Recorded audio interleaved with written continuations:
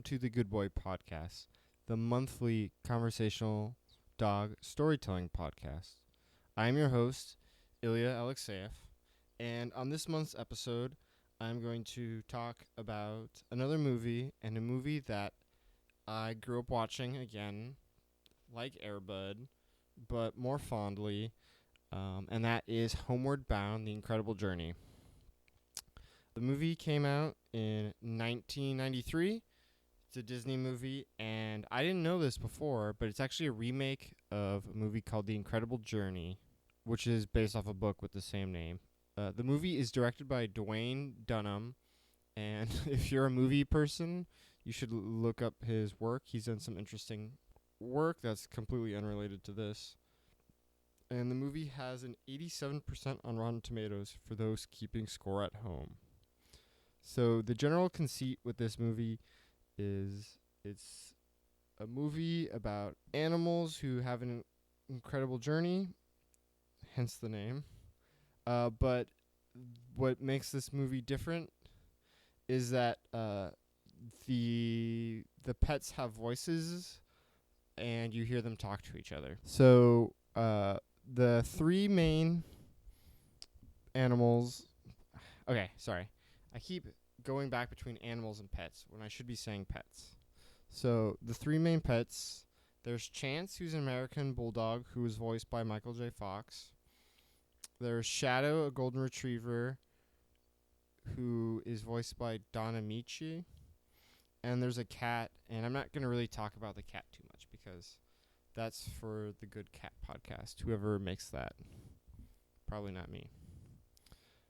So the movie starts, and it has some narration from Chance, who talks about how he's abandoned and he got adopted by this family. And while he's giving some backstory, he says that I thought it was interesting that Chance said that like he's the owner of the kid Jamie, rather than Jamie being his owner. I thought that was a nice little decision and nice little wrinkle. I like the perspective from the dog. So the movie opens up and Chance is ripping up some clothes, and the kid's mom is getting married, and they're getting married at their house, and and I'm laughing because I could not imagine having not even like my wedding, but a wedding at my house just with my dogs. Just that would not go well. But Chance is ripping up some clothes, and there's chefs preparing food, and he's trying to steal food, and he even calls Shadow a sucker because Shadow is right there with the family during the ceremony. And so Chance, they don't really say how old he is, but he's probably like 2 or 3. And Shadow is definitely an older dog. You can see some gray in his muzzle, so he's probably not that. He's probably 6-7 years old, around that age. And so yeah, Chance is trying to steal food. And again, with this, I'm not gonna go point through the whole movie. Just kind of highlight the things that I think are relevant and interesting for the purpose of this show. And Shadow is playing basketball with Peter, one of the kids, and it just made me think of Air Bud. He's no Air Bud, but the movie did come out before Air Bud, so. And so kind of the plot of the movie is that the family is moving to San Francisco, and this wedding takes place on like a farm-ish area, farm-like area, house where they live, and they're moving to San Francisco, and they can't bring the animals with them. Peter is really disappointed by this, as you can imagine. Peter is probably 10, maybe 12, and Jamie, the younger boy, is probably 5, if that. And their sister owns the cat, but we're not talking about the cat. So the father figure is saying how, oh, the mother of the bride made this cake, and everyone's cheering and happy, as you'd expect at a wedding. And then it cuts over to Chance eating the top of the cake. So again, I could not have a wedding at my house with my dogs, because that would be probably a disaster. And then just moving along through the movie, the girl is playing with the cat on the seesaw. Chance sees the cat Sassy on the seesaw. He runs and jumps on the other end, so the cat goes flying and lands in the sandbox. And before I get too deep into this, I should say that Chance, being a young dog, he's very playful and energetic and kind of, yeah, let's go do this, yeah. Kind of like super energetic as you would expect from a young dog. And Shadow is kind of more laid back and protective and stoic, because he is an older dog. And the cat is just a cat. So again, we're not talking about the cat. And so the family is going to drop off their pets at the mom's sister's house, I think. I don't remember the relation. And while they're driving over there, Chance says how he's starting to feel like the family. Now, Chance, earlier had mentioned that he'd been in the pound and that, he'd been on the streets, and so he hasn't really had a home before. And so he was starting to feel that way. And unfortunately, they had to drop him off. Now, the family is moving to San Francisco just temporarily for the dad to work. And they originally say, we'll be back in a week. Later on, they say, oh, we can't go back every week. And Peter's like, oh, but I told Shadow that. And I just love that, because it's like, obviously the dog doesn't know what the kid is saying. So it's like, but he's heartbroken because he doesn't want the dog to wait for him. But then the dog has to wait longer than expected, and he hates that. But as they're actually saying goodbye, as they're leaving the actual farm where the pets will be staying, Peter says his goodbye to Shadow, and there's like a touching moment where he is saying bye, and then Shadow is speaking back to him. Now, obviously, the pets speak, but it's not always like they have to bark to speak. So it's kind of like you hear their thoughts rather than like they're actually talking. And that was a touching moment. So for this episode, I'm going to have a tear counter, the amount of times I teared up. And so that was number 1. So ding, that's the bell. Spent a lot of time working on that sound effect. So tear counter is at 1. And so the family is finally driving away, and Chance sees them pulling away, and he says, like, not this again. And he was starting to feel comfortable with the family, and then they're already leaving him. And I think he makes the point that they are leaving him. Like, he feels abandoned. Shadow is very sad because he's concerned about Peter, and he's kind of saying like, well, who's gonna watch him? That's my job, and there won't be anyone to do that. And so I love that. I think the tears were continuing through this part. And goodbyes for pets are very difficult. It's a very emotional thing. And even if it's like not goodbye as you won't see them ever again, even if it's for a while, like that's still not easy. They become a daily part of. They become part of our routines and our habits in our lives in a close way.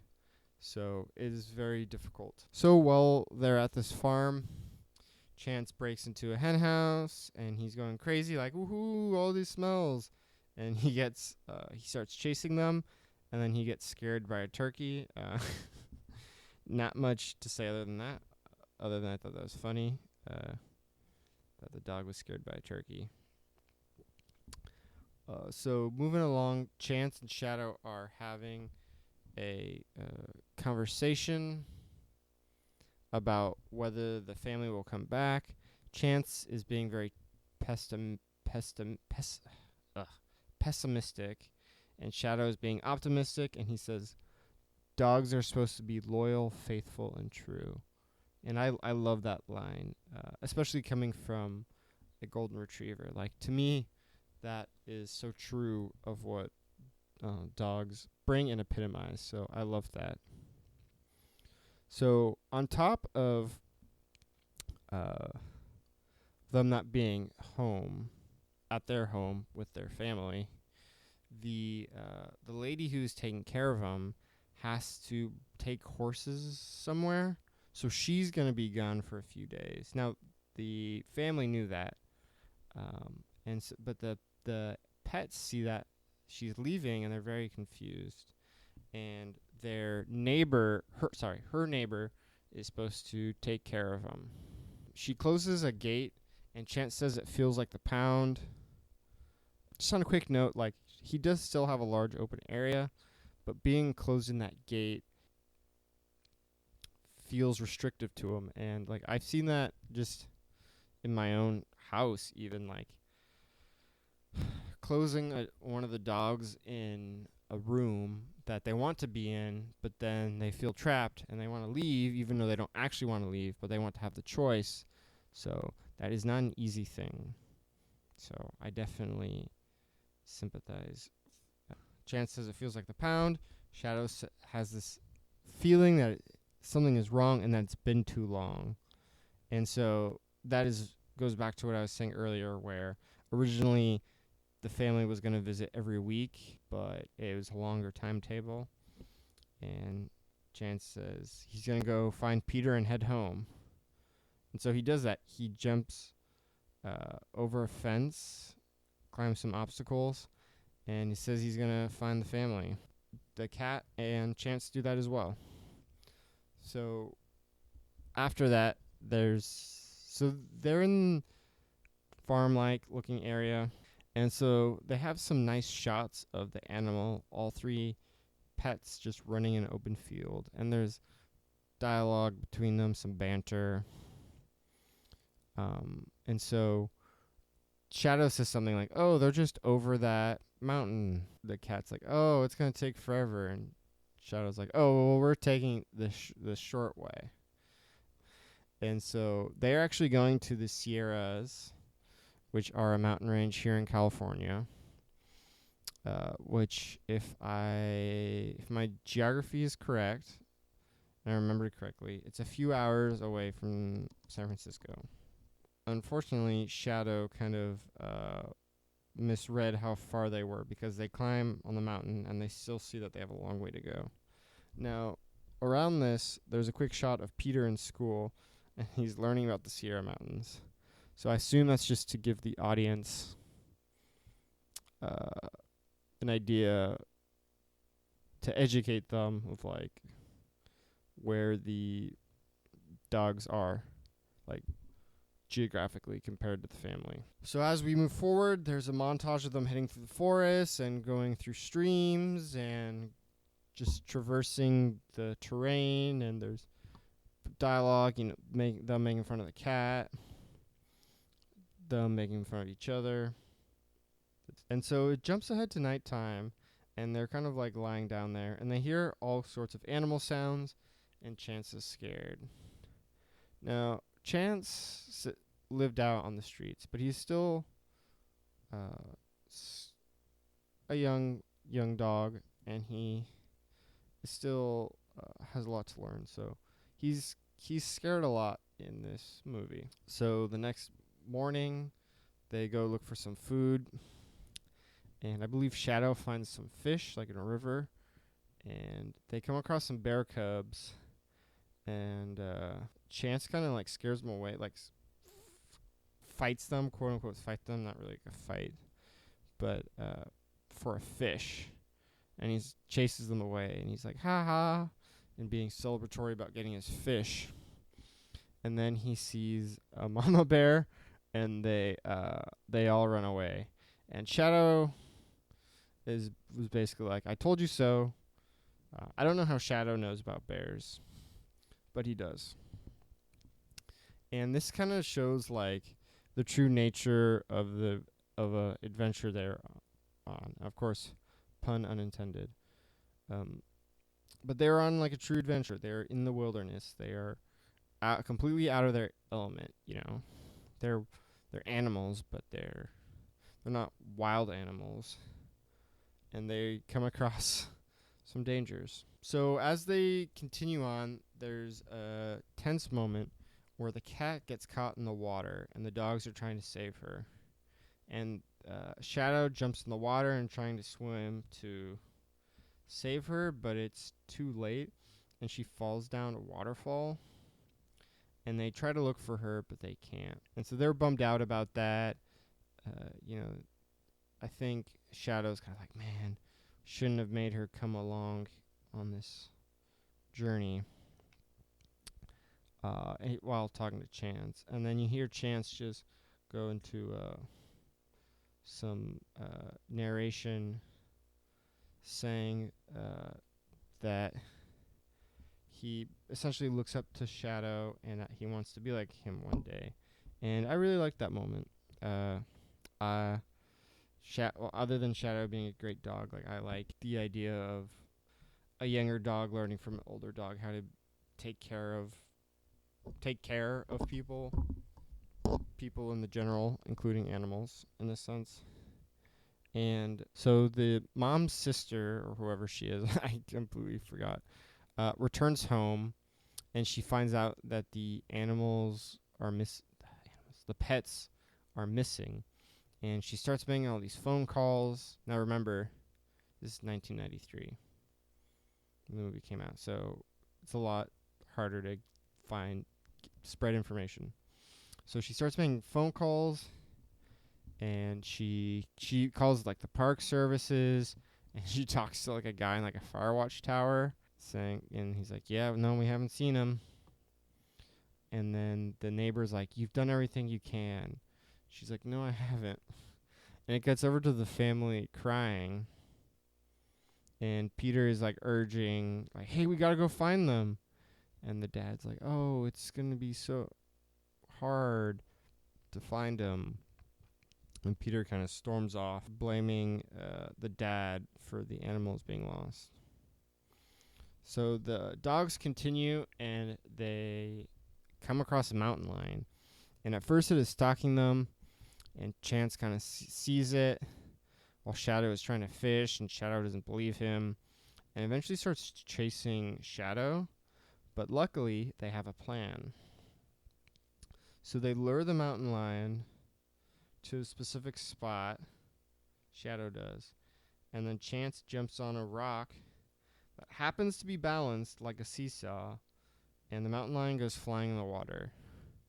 And this is exactly what they did to the cat earlier, but that was a regular seesaw, and this was a giant rock in the wilderness, in the mountain. Continues, and there's a guy finds the cat. The dogs are barking, kind of being celebratory, and the cat kind of hears them barking and runs towards them, and eventually she catches up to. As they continue, Chance finds a porcupine, and Chance is interested in it. He's smelling it, and then he gets pricked by it in the nose. Now, I haven't seen a porcupine in real life other than at the zoo, so I do not know how big these needles would be or what it would do to a dog. But it got Chance right in the snout, and Shadow says like, "Oh, Sassy, can you pull those out?" And the cat actually pulls a couple out. And obviously, they weren't real needles, but they actually have a shot of the cat biting Chance's lip and like pulls it up. Like if you took your finger and kind of like you could flick a dog's lip, it kind of like hits it up like that. It kind of nibbles on it, and I was actually really impressed that they were able to do that, like have a dog and a cat trained well enough to do that, was very impressive. And just a quick note, if they were to like remake this movie again, it'd probably be kind of like how they did. Even if it wasn't the whole movie, it would certainly be the animals. They would do like what they did with Lion King or Jungle Book, and not have like real animals.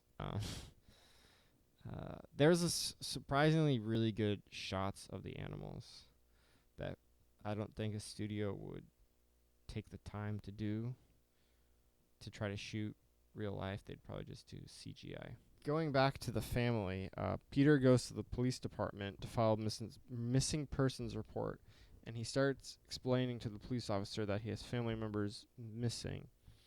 And then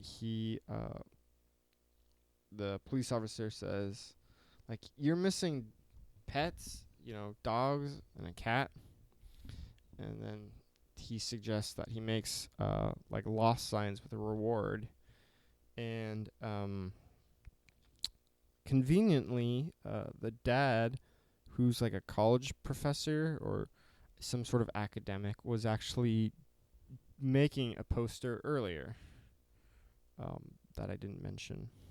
And so Peter goes home after going to the police department, and he comes, I don't know how, but he sees, I don't remember how, but he sees that his stepdad had made some posters, and he's asking his mom, and then she says like, oh yeah, that he was just too scared after the way you talked to him. So that was a nice moment to see that like the stepfather actually cares about the animals, but how Peter feels about the animals as well. We cut back to the pets, and they come across a scared little girl. This girl's probably like 3 years old and not sure how she got lost. But she's scared of Shadow, and Shadow is saying, don't worry, and trying to be supportive, even though she can't obviously understand him.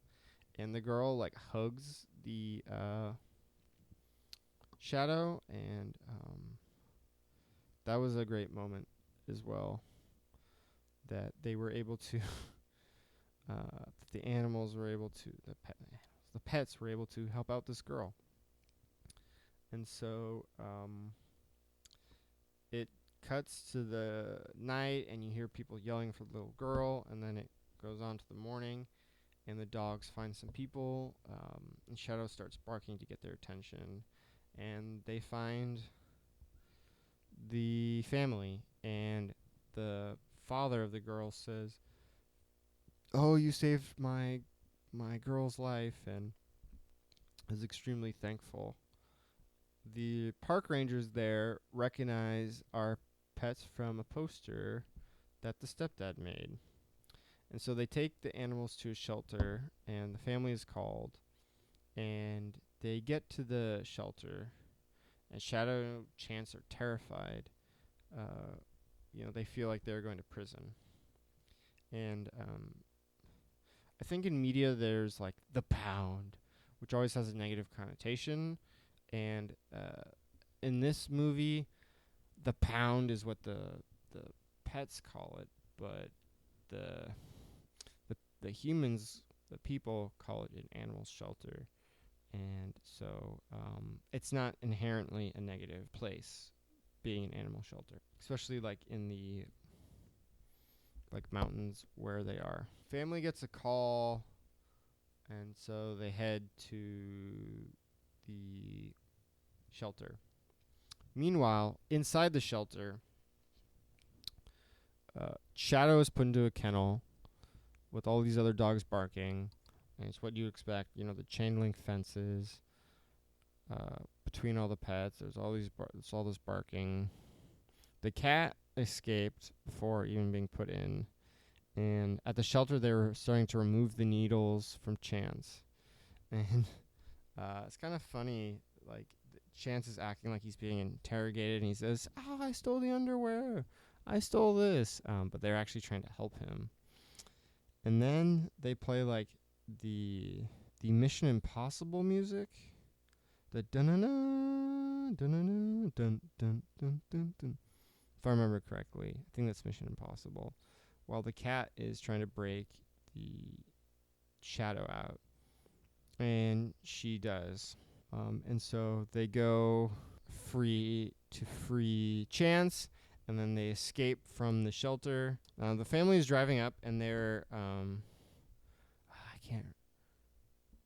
What were they singing? Like, I told the witch doctor, do do do do do do, whatever that song is. And they're all happy and so excited that they're gonna be reunited with their pets who they did not expect. And so there's like this bridge, and you see the animals walk across it and go into kind of like some bushes, and then you see the family pull and drive over the bridge. So they narrowly missed them. Narrowly.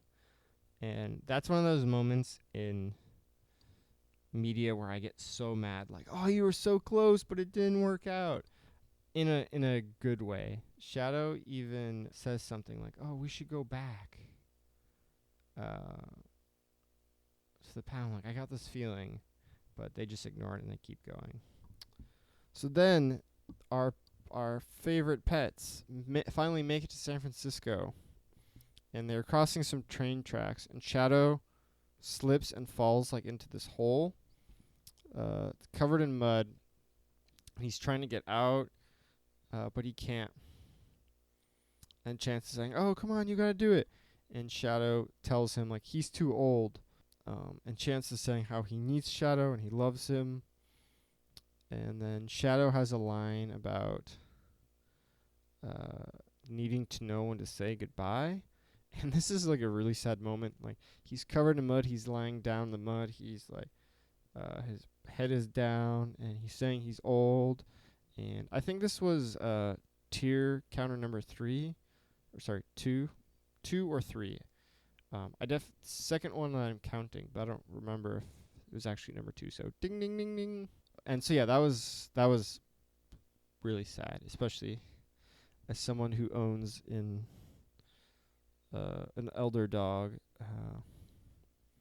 who is way older than Shadow is. So that was tough. So jump ahead. The family is at their like original house.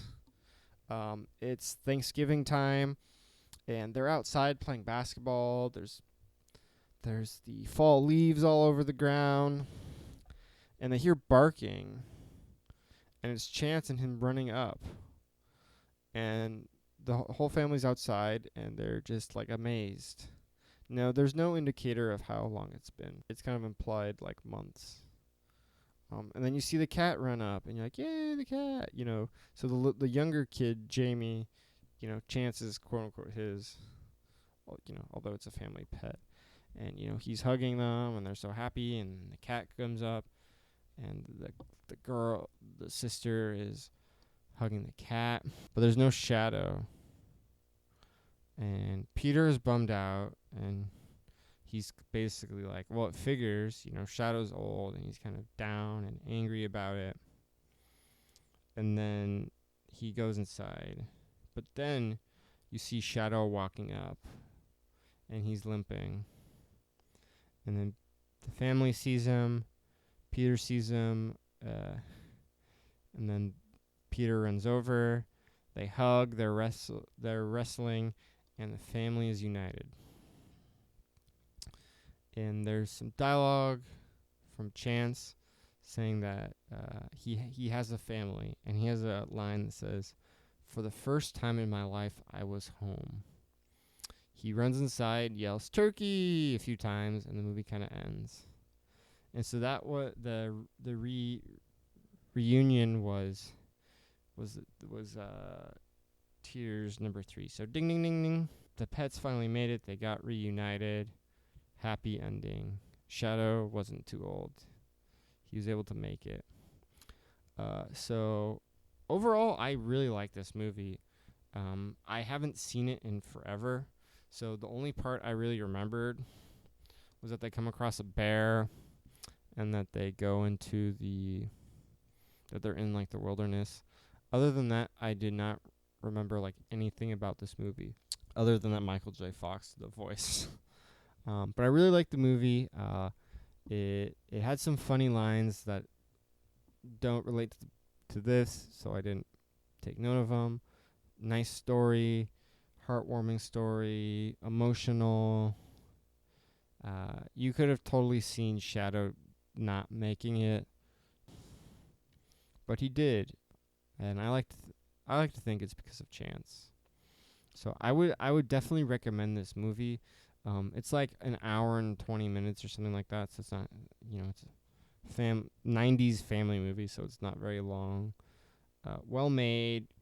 They did a really good job with all the shots with the animals. Like, I'm surprised they got that many great animal shots. That must have been really challenging. Yeah, I love the themes of the family and the animals being together. And just on a smaller note, too, that they're able to coexist with the cat. I mean, Chance, I think, chases the cat a few times, but, cats can live with dogs. Dogs generally like to chase them, but they can coexist happily. So I like that note. I like the themes of family with the pets. That is always heartwarming, and the kids having their own pets. I love that. So if you want a nice heartwarming story, watch this movie. I guess I didn't do a spoiler warning in the beginning, but I guess it's kind of implied if I'm talking about a movie. But watch the movie anyway.